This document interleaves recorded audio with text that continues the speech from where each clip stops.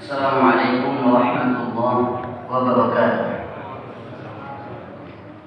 Innal hamdalillah nahmaduhu wa nasta'inuhu wa nastaghfiruhu wa natubu ilayh wa na'udzu billahi min shururi anfusina wa sayyiati a'malina. Man yahdihillahu fala mudilla lahu wa man yudlil fala hadiya lahu. Ashhadu an la ilaha illallah wahdahu la syarika lahu وأشهد أن محمدا عبده ورسوله صلى الله عليه وعلى آله وأصحابه ومن تبعهم بإحسان إلى يوم الدين. أما بعد.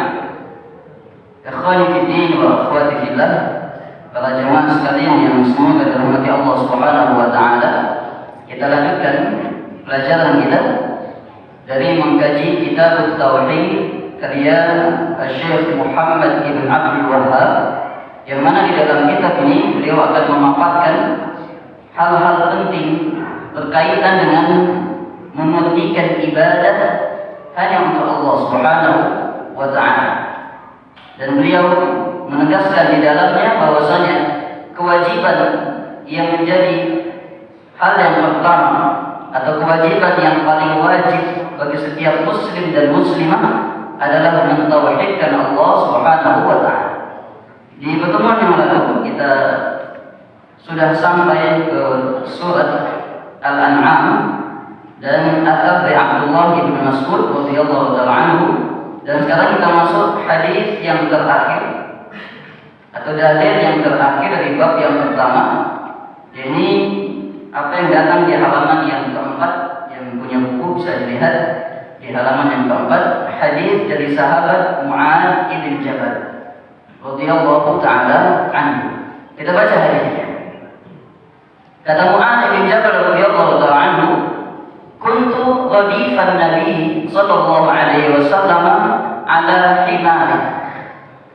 Aku pernah dibonceng oleh Nabi sallallahu alaihi wasallam di atas seekor keledai. Jadi Nabi naik keledai membonceng Mu'adz bin Jabal. Faqala li, maka Nabi berkata kepadaku, "Ya Mu'adz, atadri ma haqqullahi 'ala al-ibad wa ma haqqul 'ibadi 'ala Allah?" Wahai Mu'adz, apakah engkau tahu apa hak Allah atas hamba dan apa hak hamba atas Allah? Yani maknanya, apakah kewajiban yang Allah wajibkan kepada hamba, dan kalau hamba sudah melaksanakan kewajiban itu, apa keutamaan yang didapatkan hamba ini dari Allah Subhanahu wa taala? Maka Mu'adz mengatakan, "Qultu Allahu wa rasuluhu a'lam." Allah dan Rasulnya lebih tahu. Maka Nabi SAW menjawab, "Qal haqqullahi 'alal 'ibad ay ya'buduhu wa la yusyriku bihi syai'an." Hak Allah atas para hamba, kewajiban yang Allah wajibkan kepada para hamba adalah agar hamba itu hanya mengibadahi Allah atau hanya mentauhidkan Allah di dalam ibadah, wa la yusyriku bihi syai'an, dan tidak menyekutukan Allah dengan sesuatu apapun. Wa haqqul ibadi 'ala Allah, dan keutamaan yang didapatkan seorang hamba kalau dia mentauhidkan Allah, alla yu'adziba man la yusyriku bihi syai'an.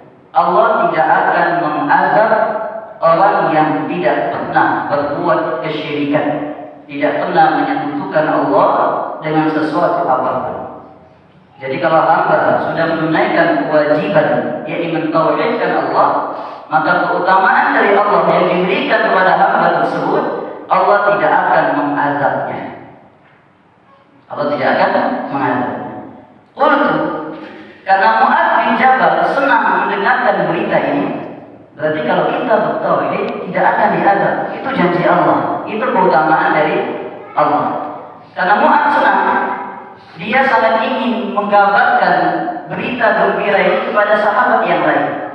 Kata Mu'adz, "Qultu ya Rasulullah, afala ubashshirun nas?" Wahai Rasulullah, boleh tidak berita ini aku kabarkan kepada manusia? Ini berita baik luar biasa, supaya manusia bersemangat mentauhidkan Allah. Tapi kata Nabi SAW, la tubashirhum, jangan kabari mereka. Nabi melarang, jangan kabari mereka tentang berita ini. Apa sebabnya? Nabi khawatir fayattaqilu, karena nanti mereka hanya bersandar kepada tauhid. Mereka tidak mau lagi beramal, meninggalkan salat, zakat, puasa. Yang penting tauhid, pasti masuk surga. Jangan dikabarkan. Jangan dikabarkan. Karena ada kekhawatiran dari Nabi SAW, mereka hanya bersandar kepada tauhid saja. Hadis riwayat Bukhari dan Muslim dalam kedua kitab sahih milik kedua imam tersebut. Dari hadis yang mulia ini, ada poin penting yang akan kita jabarkan dari faedah-faedah. Faedah yang pertama yang bisa diambil dari hadis yang mulia ini, yakni faedah tentang adab-adab penuntut ilmu. Di antaranya yang pertama adalah tawadhu'nya Nabi sallallahu alaihi wasallam. Nabi itu seorang pemimpin, seorang nabi yang tawadhu, rendah hatinya. Perhatikan, kalau kita lihat raja-raja di tempat-tempat yang lain, kendaraannya itu kendaraan yang mewah-mewah. Setidaknya seorang raja itu naik onta atau naik kuda. Bahkan ada raja yang naik seekor gajah. Ini raja. Tapi perhatikan Nabi Muhammad SAW, seorang pemimpin kaum muslimin, naiknya apa ini? Naik keledai. Ini kalau di masa itu kendaraan kelas bawah. Sudah naik keledai, boncengan lagi. Naik keledai, boncengan. Dan keledainya ini bukan beli, dikasih. Jadi Nabi SAW itu dihadiahkan seekor keledai oleh Raja Al-Muqayyis. Raja Al-Muqayyis itu raja dari Iskandaria, dari Mesir. Jadi Raja Mesir ini beberapa kali mengirim hadiah untuk Nabi. Salah satu hadiahnya ini keledai hadiah dari Raja Mesir, Raja Al-Muqayyis. Dan ada namanya Ufair. Nama keledainya Ufair. Ini tawadhu Nabi SAW. Apapun kendaraannya, yang penting nyaman untuk dipakai, ya sudah dipakai. Tidak harus yang beliau milih yang mewah, tidak harus. Oleh karenanya Nabi SAW dalam sebuah hadis di kitab Al-Adab Al-Mufrad menyebutkan tanda kebahagiaan seorang hamba itu ada 3. Al-Baitul Wasi', Al-Markabul Hani, Al-Jarus Salih. Rumah yang lapang, yakni lapang untuknya tinggal di situ. Yang kedua, kendaraan yang nyaman. Perhatikan lafaznya, Al-Markabul Hani, kendaraan yang nyaman. Selama nyaman, maka digunakan kendaraan ini. Wal-Jarus Salih, yang ketiga adalah tetangga yang saleh. Karena tetangga ini berbahaya. Walaupun rumah kita lapang, kendaraan kita bagus, tetangganya usil, tidak nyaman juga. Dan karena tetangga yang saleh itu dari hal yang penting dalam kebahagiaan seorang hamba. Ini faedah yang pertama berkaitan dengan adab. Masih berkaitan dengan adab dari penuntut ilmu. Ini faedah yang kedua, hendaklah seorang guru itu menghidupkan kedekatan emosional dengan murid-muridnya. Jadi bagaimana Nabi SAW kedekatan beliau dengan para sahabat tidak seperti pemimpin dan rakyatnya, tapi seperti sahabat. Seorang presiden membonceng rakyat di atas keledai. Ini bagaimana Nabi SAW menghidupkan, meningkatkan hubungan emosional antara guru dan murid. Ini faedah yang kedua. Faedah yang ketiga masih berkaitan dengan adab. Di dalam hadis ini ada salah satu dari metode pengajaran. Metode pengajaran yaitu dengan pertanyaan dan jawaban. Nabi SAW dalam mengajari para sahabat itu metodenya banyak. Kadang beliau langsung menyampaikan. Tapi di hadis ini beliau ingin menyampaikan ilmu, tapi dengan metode tanya jawab. Dan metode ini lebih membekas biasanya di hati orang yang mendengarkan.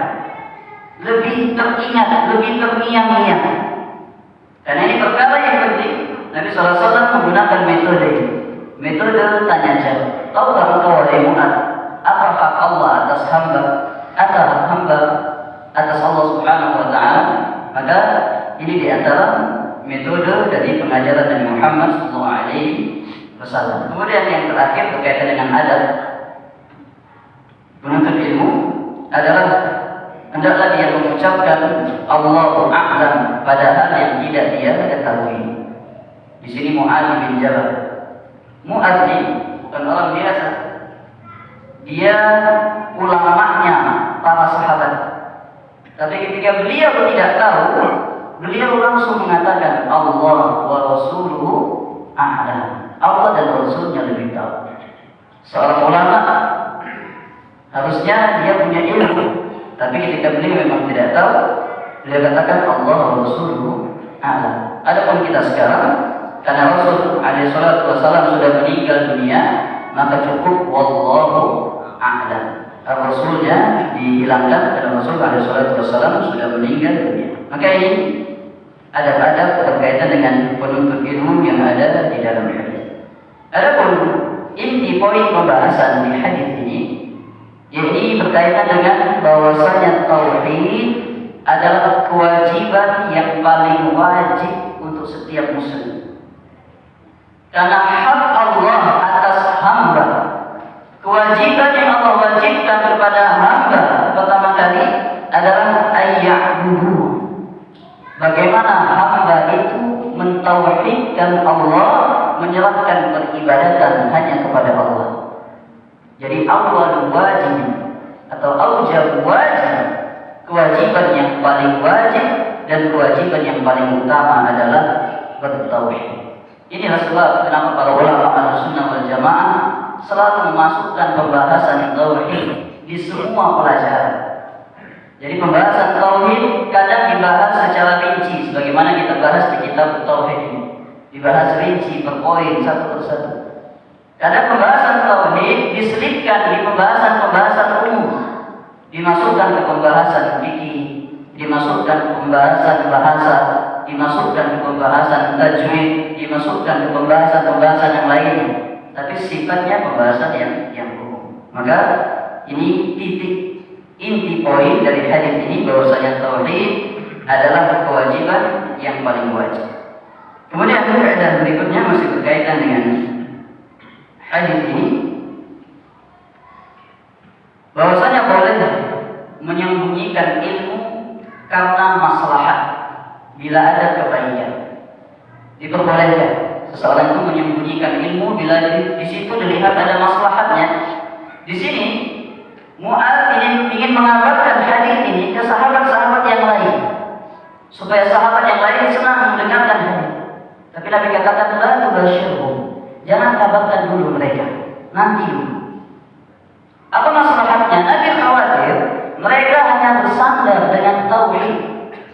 Tidak apa-apa jelek dengan tetangga, tidak apa-apa melakukan keharaman, tidak mengapa melakukan maksiat, yang penting tauhid. Dikhawatirkan itu. Jadi Nabi melarang Mu'adz menyampaikan ilmu ini, disuruh menyembunyikan terlebih dahulu. Dikhawatirkan hal-hal yang tidak baik terjadi. Ketika Nabi melarang Mu'adz untuk menyampaikan hadis ini, kenapa hadisnya ada di tengah-tengah kita sekarang? Bukankah Nabi melarang Mu'adz menyampaikan? Jangan kabarkan mereka. Ternyata hadisnya ada, bocor beritanya. Kenapa bisa sampai kepada kita? Dikarenakan kekhawatiran itu sudah hilang. Ketika kekhawatiran sudah hilang, ilah sebab dilarangnya menyampaikan hadis ini sudah hilang, maka baru disampaikan kepada Mu'adz bin Jabal. Ketika keimanan sahabat sudah kokoh, walaupun bertauhid, tetap harus punya adat, harus melakukan ibadah-ibadah yang lain, harus meninggalkan keharaman. Oleh karenanya nanti akan datang bab tentang kesempurnaan tauhid. Jadi orang yang bertauhid itu ada tingkatan-tingkatannya. Ada yang bertauhid berada di dasar pangkal tauhid. Ada yang bertauhid dengan tauhid yang sempurna. Karena sudah hilang kekhawatiran itu, maka sampailah hadis itu kepada kita. Sehingga tidak lagi seseorang itu hanya bersandar dengan tauhid, tetap dia melakukan amal-amal saleh yang lainnya. Maka dengan ini selesai dari bab yang pertama, yang semua hadis-hadis dan ayat-ayatnya menerangkan tentang bahwasanya tauhid kewajiban yang paling utama, kewajiban yang paling wajib. Oleh karenanya rukun Islam yang pertama adalah dua kalimat syahadat, baru salat, baru zakat, puasa dan haji. Tidak akan tegak rukun iman, rukun Islam yang kedua sampai yang kelima kecuali tegaknya rukun Islam yang pertama. Kalau rukun Islam yang pertama sudah batal, tauhid bisa batal dengan kesyirikan, maka batal semua amalan-amalan di atasnya. Salatnya batal, zakatnya batal, hajinya batal, puasanya batal. Oleh karenanya penting bagi kita memahami bahwasanya tauhid adalah kewajiban yang paling wajib. Selesai bab yang pertama. Kemudian kita masuk bab yang kedua di halaman yang ke-8. Adapun di situ kandungan-kandungan bab itu hanya poin-poin faedah-faedah saja. Maka bisa dibaca sendiri karena kita sudah jelaskan dari hadis-hadisnya dan ayat-ayatnya. Kita masuk bab yang kedua. Di bab yang kedua, Syekh akan menjelaskan keutamaan tauhid.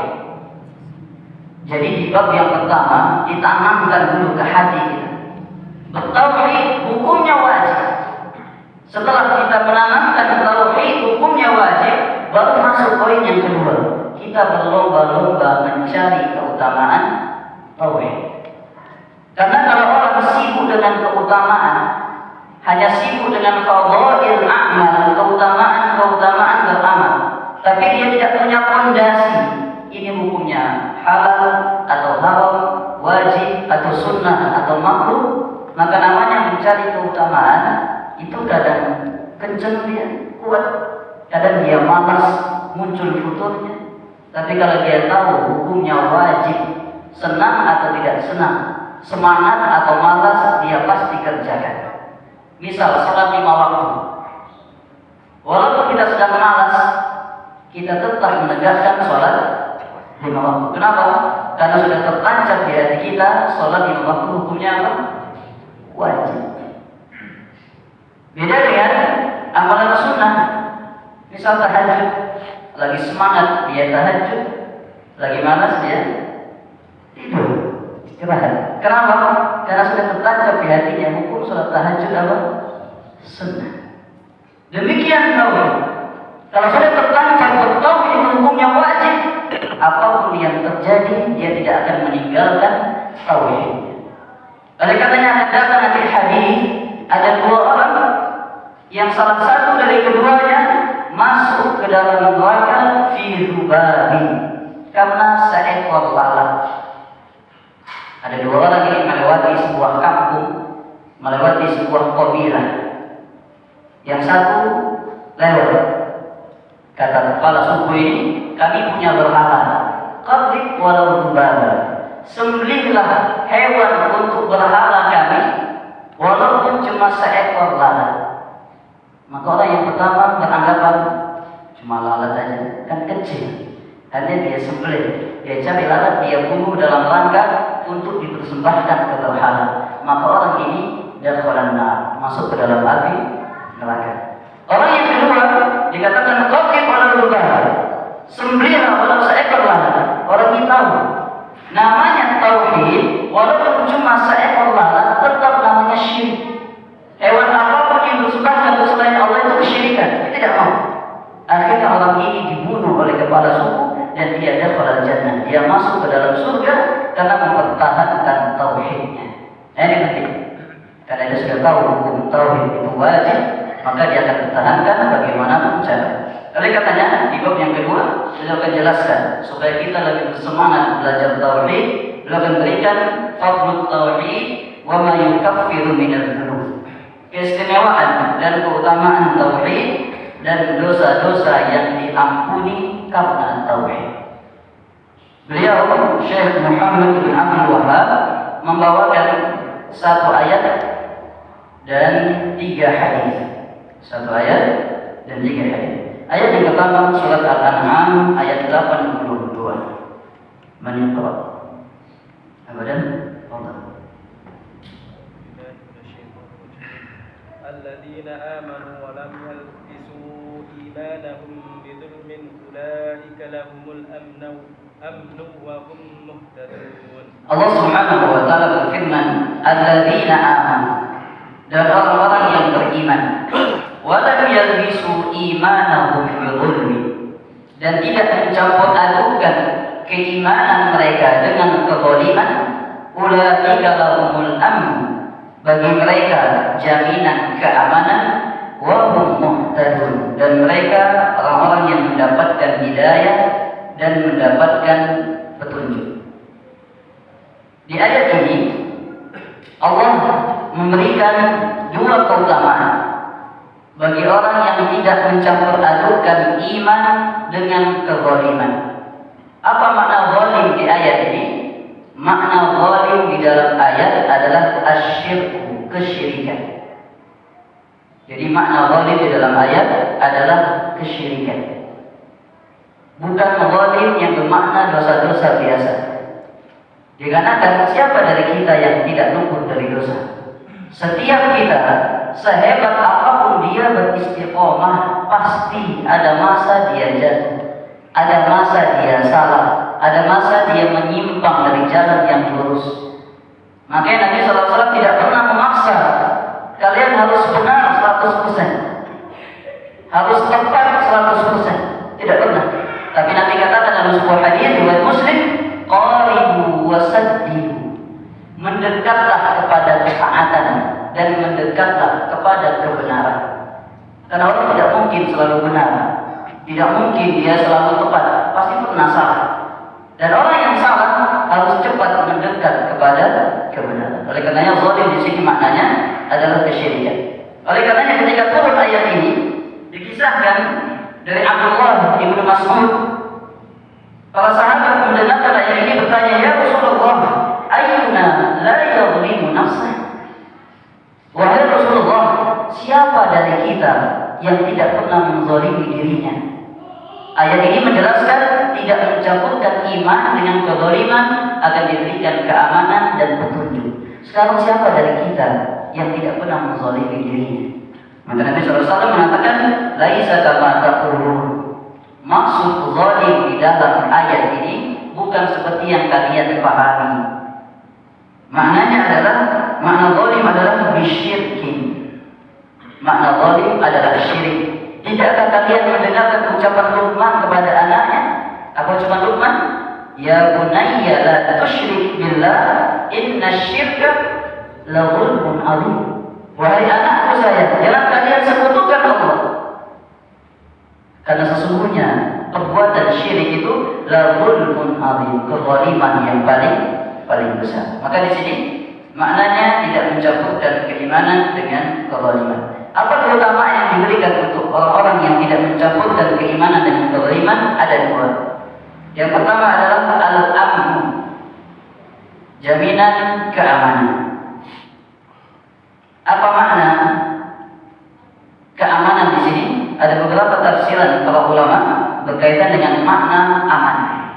Umar bin Khattab radhiyallahu taala anhu mengatakan makna aman di sini adalah aman dari setiap azab Allah. Ini di antara maknanya. Jadi orang yang mentauhidkan Allah, dia aman dari azab Allah Subhanahu wa taala. Ini makna yang pertama. Makna yang kedua, sebagian mengatakan makna aman di sini adalah aminun fid dunya. Dia aman di dunia. Ini diberikan jaminan keamanan dari semua kesulitan-kesulitan di dunia. Ini sebagian penafsiran seperti tafsiran dari Al-Hasan Al-Basri rahimahullah. Al-Imam Ibnu Katsir menyebutkan makna aman adalah, kata beliau, orang-orang yang aman di dunia dan di hari kiamat dan mendapatkan petunjuk di akhirat. Ini penafsiran dari Imam Ibnu Katsir rahimahullah taala. Jadi dari beberapa penafsiran ala kulli hal, makna keamanan di sini adalah dia aman di dunia dan aman di akhirat. Ini keamanan. Adapun makna muhtadun yang mendapatkan petunjuk, hal yang sama. Dia mendapatkan petunjuk di dunia dan dia mendapatkan petunjuk di akhirat. Maka ini keutamaan yang besar bagi orang-orang yang mentauhidkan Allah Subhanahu wa taala. Maka selesai ayat ini. dengan faedah-faedahnya. Kita masuk hadis yang bercerita tentang keutamaan tauhid. Dari Ubadah Ibn Samit radhiyallahu ta'ala anhu, beliau berkata bahwasanya Rasulullah sallallahu alaihi wasallam bersabda, "Man syahida an la ilaha illallah wahdahu la syarika lah." Siapa yang bersaksi tidak ada ilah yang berhak diibadahi kecuali hanya Allah semata, la syarika, tidak ada sekutu baginya, wa anna Muhammadan abduhu wa rasuluh, dan bahwasanya Muhammad adalah hambanya dan rasulnya, wa anna Isa abdullahi wa rasuluh, dan bahwasanya Isa adalah hamba Allah dan rasulnya, wa kalimatuhu alqaha ila Maryam, dan Isa adalah kalimat Allah yang Allah lemparkan ke perutnya Maryam, yakni kalimat kun. Innama amruhu idza arada syai'an ay yaqula lahu kun fayakun. Itu kalimat kun. Jadilah yang dilemparkan ke rahimnya Maryam. Wa ruhun minhu, dan Isa adalah ruh dari sisi Allah sebagaimana ruh-ruh yang lainnya. Wal jannata haqqun, dan dia bersaksi surga itu hak adanya. Wan naru haqqun, dan dia bersaksi neraka itu hak adanya. Adkhalahullahu al-jannata ala ma kana minal amal. Allah akan memasukkan dia ke dalam surga bagaimanapun amalannya. Hadis riwayat Al-Bukhari dan Muslim. Dari hadis yang mulia ini, Nabi SAW memberikan kita keutamaan dari tauhid.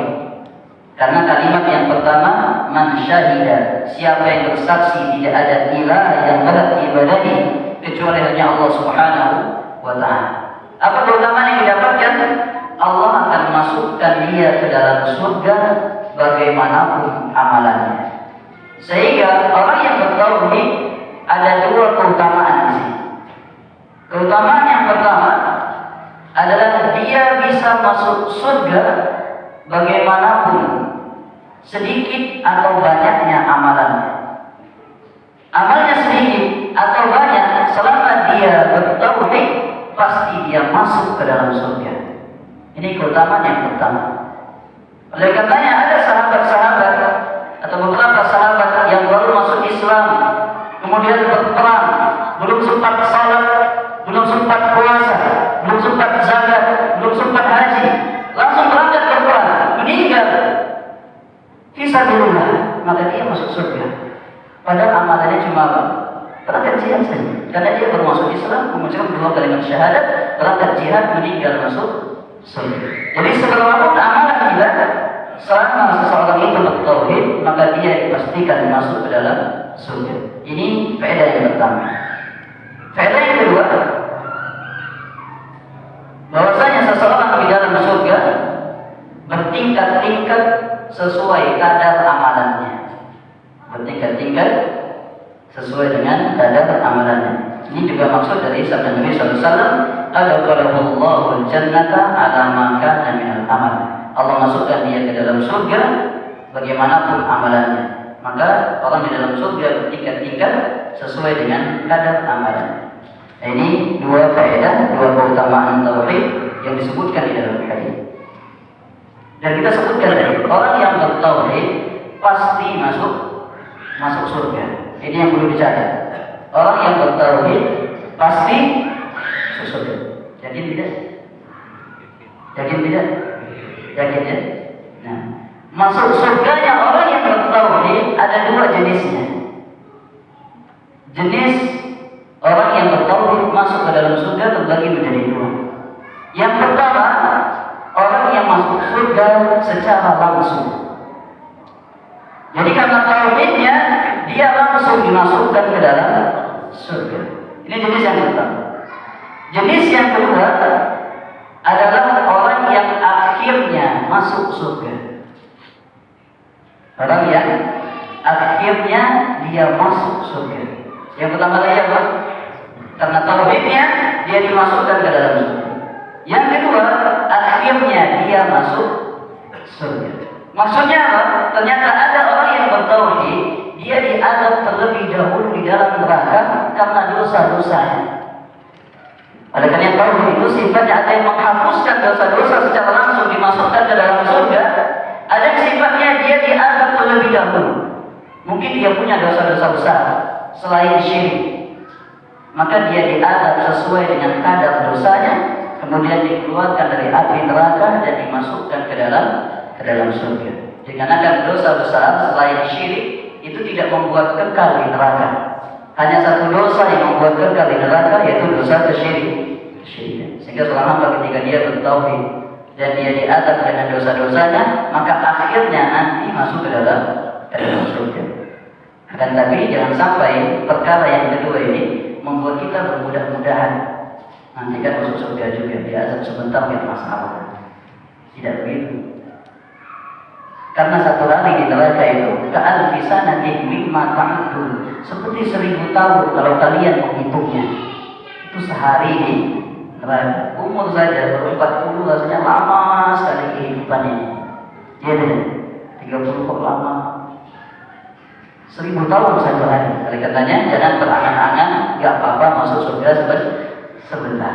Nah, maka ini maksud dari orang yang bertauhid masuk ke dalam surga, ada yang langsung, ada yang dia diadab sesuai kadar dosanya, kemudian akhirnya nanti dimasukkan ke dalam surga. Maka ini keutamaan yang sangat jelas berkaitan dengan orang-orang yang bertauhid. Selesai hadis yang pertama. Kita masuk hadis yang kedua.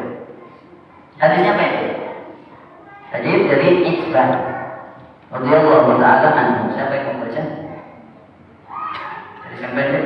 Inna Allah harrama 'alan nari man qala la ilaha illallah yabtaghi bidzalika wajha Allah. Nah, Nabi SAW bersabda, "Fa inna Allah harrama 'alan nar." Sesungguhnya Allah mengharamkan atas api neraka. Man qala la ilaha illallah, siapa yang mengucapkan kalimat la ilaha illallah yabtaghi bidzalika wajha Allah, dalam rangka mengharapkan wajah Allah Subhanahu wa ta'ala. Jadi siapa yang mengucapkan la ilaha illallah dengan penuh keikhlasan, mengharapkan pahala dari sisi Allah Subhanahu wa ta'ala, maka Allah haramkan dirinya dari api neraka. Dari hadis yang singkat ini kita bisa ambil beberapa poin faedah. Faedah yang pertama, di dalamnya ada keutamaan tauhid. Ada 2 keutamaan tauhid yang disebutkan di dalam hadis. Pertama, diampuni dosa-dosanya. Yang kedua, diselamatkan dari api neraka. Karena orang yang bertauhid Allah haramkan dari api neraka. Sehingga dia dapatkan 2 keutamaan di sini. Dosa-dosanya diampuni dan dia diharamkan dari api neraka. Kemudian faedah yang kedua, bahwasanya keimanan tidak cukup hanya diucapkan dengan lisan. Makanya disebutkan siapa yang mengatakan la ilaha illallah yabtaghi bidzalika wajha Allah, dalam rangka mengharapkan wajah Allah. Jadi dia mengucapkan kalimat itu dalam keadaan dalam hatinya meyakini dia mengharapkan sesuatu dari Allah. Oleh karenanya iman tidak cukup hanya di lisan saja, tapi iman harus di lisan, di dalam hati, dan diamalkan dengan anggota badan. Orang yang beriman hanya dengan lisan, tapi hatinya tidak beriman, badannya tidak beriman, itulah orang munafik di zaman Nabi SAW. Abdullah bin Ubay bin Salul, pentolan munafik ini, kalau dikatakan kepada dirinya ucapkan la ilaha illallah, mereka mengucapkan la ilaha illallah, tapi mereka tidak meyakini di dalam hati. Ada juga yang tidak mau mengucapkan kalimat la ilaha illallah, tapi meyakini di dalam hati. Ini pun belum dikatakan beriman, karena harus terkumpulkan 3 hal ini: diucapkan, diyakini, diamalkan. Kalau cuma diyakini, tidak diucapkan, tidak dikatakan beriman. Siapa contohnya? Fir'aun. Fir'aun itu ketika dia akan dibinasakan, akan ditenggelamkan, Allah menyebutkan kisahnya, wajahadu biha wastayqanatha anfusuhum. Mereka menolak dakwahnya Musa alaihi salam. Padahal hati-hati kecil mereka meyakini bahwasanya dakwahnya Musa itu dakwah yang benar. Hatinya meyakini, tapi lisannya tidak mau mengucapkan. Fir'aun tidak dikatakan beriman. Kalau iman cukup di dalam hati, berarti Fir'aun mukmin bukan? Mukmin. Tapi tidak cukup, iman itu hanya di dalam hati saja. Maka ini berkaitan dengan iman. Harus dengan lisan, dengan hati, dan dengan anggota badan. Kemudian faedah berikutnya masih berkaitan dengan hadis ini, bahwasanya orang yang bertauhid yang diharamkan dari api neraka itu ada dua golongan. Jadi orang yang bertauhid yang diharamkan dari api neraka ada dua jenisnya. Sebagaimana tadi, orang yang bertauhid yang masuk surga ada dua jenisnya. Ada yang langsung masuk surga, ada yang akhirnya dia masuk surga. Orang yang bertauhid yang diharamkan dari api neraka ada dua jenis juga. Yang pertama, diharamkan untuk masuk neraka sama sekali. Jadi memang diharamkan dia dari api neraka. Ini golongan yang pertama, diharamkan dari masuk neraka sama sekali. Yang kedua, ada orang yang bertauhid diharamkan dari kekal di neraka. Dia dimasukkan ke neraka karena dosa-dosa besar yang lain, cuma dia diharamkan dari kekal di neraka. Karena orang yang bertauhid itu tidak kekal di neraka seandainya dia dimasukkan ke dalam api neraka. Ini yang disebut para ulama tahrimul dukhul, tahrimul khulud. Diharamkan masuk ke dalam neraka sama sekali tidak menyentuhnya. Yang kedua, dia diharamkan dari kekal di neraka. Seandainya masuk ke neraka, dia akan dikeluarkan dan akhirnya dimasukkan ke dalam surga. Ada hadis-hadis yang bagus di dalam Sahih Tauhid wa Tarhib. Syekh Al-Albani menyebutkan kisah di situ orang yang terakhir masuk ke dalam surga. Jadi penghuni neraka terakhir yang dia dikeluarkan dari api neraka, dan dia jadi peserta terakhir yang masuk surga. Bisa dicari dalam Tarhib wa Tarhib karya Syekh Al-Albani rahimahullah. Maka di sini jelas faedah orang yang bertauhid dia diharamkan dari api neraka. Selesai hadis yang kedua. Kita baca hadis yang ketiga. Kata beliau dari Abu Sa'id Al-Khudri radhiyallahu taala anhu, bahwasanya Rasulullah sallallahu alaihi wasallam bersabda. Ini kisah Nabi Musa alaihissalam. Qala Musa, berkata Musa, "Ya Rabbi, wahai Tuhanku, 'allimni syai'an adhkuruka wa ad'uka bi." Kata Musa, wahai Tuhanku, ajarkan aku sesuatu yang bisa aku jadikan kalimat zikir dan bisa aku berdoa dengannya. Jadi Musa minta diajari sebuah kalimat yang dengannya Musa bisa berzikir, bisa berdoa dengannya. Allah berkata, "Qul ya Musa, la ilaha illallah." Wahai Musa, ucapkanlah kalimat la ilaha illallah. Kemudian Musa menjawab, "Ya Rabbi, kullu ibadika yaquluna hadha." Wahai Tuhanku, semua hamba-Mu yang lain mengucapkan kalimat ini, tidak ada yang lain. Mungkin Musa merasa ini kalimat sudah pasaran. Kalimat la ilaha illallah ini kalimat pasaran, sudah banyak orang mengucapkan ini. Aku ingin zikir yang lain, doa yang lain yang lebih istimewa. Nah, yang lebih istimewa selain ini. Kalau bahasa sekarang apa? Yang lain daripada yang lain? Bahasa gaul yang berbeda dari yang lain. Beliau minta yang berbeda. Maka Allah menjawab ungkapan Musa alaihissalam. Kata Allah, "Ya Musa, wahai Musa, lau anna samawati sab'a, seandainya langit-langit yang 7, wa amiruhunna, dan semua penduduk langit yang 7, ghairi, selain aku." Karena Allah Subhanahu wa taala sama di atas langit. Semua dari penghuni langit dan dan langit yang 7 itu, wal ardina sab'a, dan bumi yang 7, dikumpulkan langit yang 7 dan bumi yang 7 serta penghuni-penghuninya. Fi kiffatin, diletakkan di satu anak timbangan. Wa la ilaha illallah fi kiffatin, dan kalimat la ilaha illallah diletakkan di satu anak timbangan. Jadi ada 2 anak timbangan, 2 neraca. 2 anak timbangan, 1 anak timbangan diletakkan langit dan bumi beserta isinya yang 7. Sebelah kirinya salah satunya diletakkan kalimat la ilaha illallah. Mana yang lebih berat? Ma la bihinna la ilaha illallah. Maka niscaya lebih berat kalimat la ilaha illallah. Ini sebagaimana akan datang hadis namanya haditsul bitaqah. Hadis tentang satu kartu. Ada orang yang nanti didatangkan di hari kiamat, dia punya 99 gulungan catatan kejelekan. Bukan 1, bukan 2, 99. Satu gulungannya sejauh mata memandang.